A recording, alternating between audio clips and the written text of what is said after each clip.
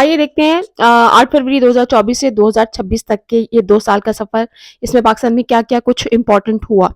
8 फरवरी को होने वाला इलेक्शन शुरू से ही तनाज़ात का शिकार था और फिर फॉर्म 47 जैसे मामलात के पेश आने के बाद इसमें अपोजिशन लीडर के तकर्रुर और नशिस्तों की तक़सीम पर इख्तलाफ़ात बहुत तूल पकड़ते चले गए। 2025 में इलेक्शन कमीशन ऑफ पाकिस्तान ने 9 पीटीआई लॉ मेकर समेत कायदे हिज़्ब इख्तिलाफ़ के ओहदे से उमर अयूब और शिबली फराज को डिस्क्वालीफाई कर दिया था, जिससे दोनों की नशिस्तें और कायदे अपोजिशन का किरदार खत्म हुआ। ये कार्रवाई एंटी टेररिज्म कोर्ट की मई 2023 के मुकदमात के बाद की गई थी। 2025 में जब इनको डिस्क्वालीफाई किया गया तो उसके बाद अब फेब में जो है वो कायदे हिज़्ब जनवरी में इनफैक्ट कायदे हिज़्ब इख्तिलाफ यानी सेनेट और असेंबली के अंदर इनका नोटिफिकेशन कराया गया, जो खान साहब के मुताबिक उन्होंने नेशनल असेंबली के अंदर चगजई साहब को और सेनेट के अंदर अलामा जो नासिर अब्बास साहब हैं उनको इसके लिए सेलेक्ट किया था। अक्टूबर 2024 में 26वीं आईनी तरमीम पार्लियामेंट से मंजूर हुई थी, जिसने अदालतों की तकर्रियों पर, चीफ जस्टिस के तकर्रुर पर और अदालतों की साख में बहुत वाज़ेह तब्दीली की थी, जिस पर बहुत से लोगों ने शोर भी मचाया और इसे अदलिया का बहरान करार दिया गया ह्यूमन राइट्स एक्टिविस्ट और ह्यूमन राइट्स की आवाज़ों के मुताबिक। इसमें 100 वोटों का जो इख्तियार था उसको भी बहुत लिमिट कर दिया गया था और जजेस के तकर्रुर में जुडिशल कमीशन और पार्लियामेंट के किरदार को भी ऐड किया गया था। चीफ जस्टिस के जो तकर्रुर है उसका भी नया जो है अमल तकर्री का उसको मुतारिफ कराया गया था। नवंबर 2025 में 27वीं आईनी तरमीम मुतारिफ हुई, जिसके लिए पार्लियामेंट ने दो तिहाई अक्सरियत से इसको मंजूर किया और इसे सदर ने दस्तखत कर फिर कानून बना दिया। इस तरमीम के तहत फेडरल कॉन्स्टिट्यूशनल कोर्ट कायम की गई थी और अदालतों के इख्तियारात को नए मेयार पर रखने और फेडरल प्रोविंशियल फ्रेमवर्क में बड़ी तब्दीलियां की गई थी और इसमें फेडरल कॉन्स्टिट्यूशन कोर्ट कायम कर दी गई। अब वो एक्टिव भी हो चुकी है। आर्टिकल 243 में तरमीम की और फौजी कमांड स्ट्रक्चर में बड़ी तब्दीलियां हुई थी। फील्ड मार्शल जैसे आला ओहदों के लिए कानूनी इस्तिस्ना जैसे अमूर भी इसी तरमीम में शामिल थे और इसमें जो फौज के चीफ हैं उनके किरदार को मजीद कानूनी हैसियत दे दी गई थी। इसी तरमीम के खिलाफ पीटीआई और दीगर अपोजिशन जमातों ने इसे अदलिया की आज़ादी का खात्मा भी करार दिया गया था और मुल्क गिर एहतजाज की बात भी की थी। पीटीआई ने कहा था कि ये पार्लियामेंट पर हमला है। पीटीआई के बानी इमरान खान 2 साल से मुख्तलिफ वाक़यात, इमरान खान और उनकी अहलिया दोनों जो है मुकदमात का सामना कर रहे हैं, जेल में हैं, अडयाला जेल में हैं और अनफॉर्चुनेटली अदालतों के बार-बार नोटिस के बावजूद भी जो फैमिली की उनसे मुलाकात है वो अभी भी नहीं करवाई जाती है। इट्स बीन नाउ 2 मंथ्स कि उनकी फैमिली का कोई मेंबर, इवन उनके जो पर्सनल नॉलेज है उनको भी उन तक एक्सेस नहीं दी गई है। अदलिया और पार्लियामेंट के दरमियान तवाज़ुन, ताकत का तवाज़ुन मुसलसल तब्दील होता रहा है इस ड्यूरेशन के दौरान।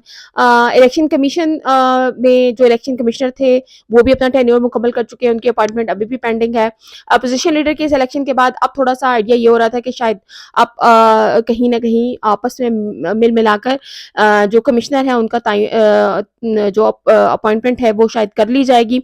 दूसरी तरफ अगर हम देखें कि तो इसी दौरान में पीका के अंदर भी अमेंडमेंट की गई, सहाफ़ियों की आवाज़ों को बहुत ज़्यादा दबाया गया। पीका के अंदर सबसे ज़्यादा जो सहाफ़ियों पर मुकदमे हुए वो पंजाब में किए गए और ये पहली दफ़ा है कि पंजाब और फेडरल भी सहाफ़ियों के लिए उतना ही अनसेफ हुआ जितना कभी किसी ज़माने में सिंध और बलूचिस्तान हुआ करता था। इसके साथ साथ अगर हम कुछ इंपॉर्टेंट और चीज़ें यहाँ पर देखें तो ह्यूमन राइट्स की जो वॉइसेस हैं उनको बहुत बुरे तरीके से दबाया जाने का अमल जो है वो देखा गया। मारंग बलोच को बलूचिस्तान से अरेस्ट कर लिया गया, वो अभी तक भी जो है वो रिलीज़ नहीं हुई है। इसी तरह इस्लामाबाद के अंदर ईमान मजारी और हाद अली चट्ठा जो बहुत से वॉइसेस लोगों की वॉइसेस थे उनको भी अरेस्ट किया गया, जिस तरीके से अरेस्ट किया गया और उनको भी फेयर ट्रायल का राइट जो है वो नहीं दिया गया। ये सब चीज़ें सामने आई। इमरान खान के केसेस हेयरिंग के लिए फिक्स नहीं हो रहे थे कि कोर्ट के अंदर। आज 8 फरवरी 2024 को पीटीआई की तरफ से शटर डाउन हड़ताल की जो कॉल दी गई थी और इसमें तमाम अपोजिशन जमातें पीटीआई के साथ मौजूद थी। आज के दिन से कुछ दिन कबल जो है इमरान खान के 13 केसेस को फिक्स किया गया है, जो कल जिनकी हेयरिंग कोर्ट्स के अंदर होगी और इसमें सबसे इंपॉर्टेंट केस जो है वो इमरान खान साहब का तोशा खाना 1 का केस है। ये वही केस है जिसमें खान साहब को जो अरेस्ट भी इसी केस के अंदर डाला गया था। तो अब देखना ये है कि इन 2 सालों में ह्यूमन राइट्स के हवाले से और बर्दाश्त ख़त्म हो जाने के हवाले से जितनी चीज़ें हुई, और इसी से रिलेटेड ये है कि लोगों की वॉइसेस को दबाया जा रहा है। इवन जो सोशल मीडिया है उस तक पे आप आवाज़ उस तरह से नहीं उठा सकते हैं। खौफ की फ़िज़ा काफ़ी हद तक पाकिस्तान के अंदर इन 2 सालों में बिल्ड कर दी गई है। तो अब देखना ये है कि मज़ीद क्या पीटीआई और जो मौजूदा निज़ाम है, नून लीग और पीपल्स पार्टी जो मिलकर चला रहे हैं, इनके दरमियान कहीं न कहीं सियासी जो मुफ़ाहमत है वो होती है, क्या चीज़ें कहीं न कहीं बर्दाश्त की तरफ जाती हैं, क्या पाकिस्तान में कहीं सिचुएशन जो है या इम्पोर्टेंट मामलात जो हैं वो कहीं न कहीं इस लेवल पर जाते हैं कि कहीं हमारे बड़े बैठकर अब इकोनॉमी और पाकिस्तान के फाइनेंसेस के हवाले से भी बात करें, इंटरनेशनल रिलेशनशिप्स के हवाले से बात करें, क्योंकि पाकिस्तान में 9 साल के बाद दहशतगर्दी के वाक़यात दोबारा आना शुरू हो गए और अनफॉर्चुनेट इंसिडेंट इस्लामाबाद के अंदर हुआ, कैपिटल सिटी के अंदर हुआ। तो ये 9 साल के बाद दहशतगर्दी का भी पाकिस्तान में आ जाना एक बहुत बड़े अलमिए की बात है।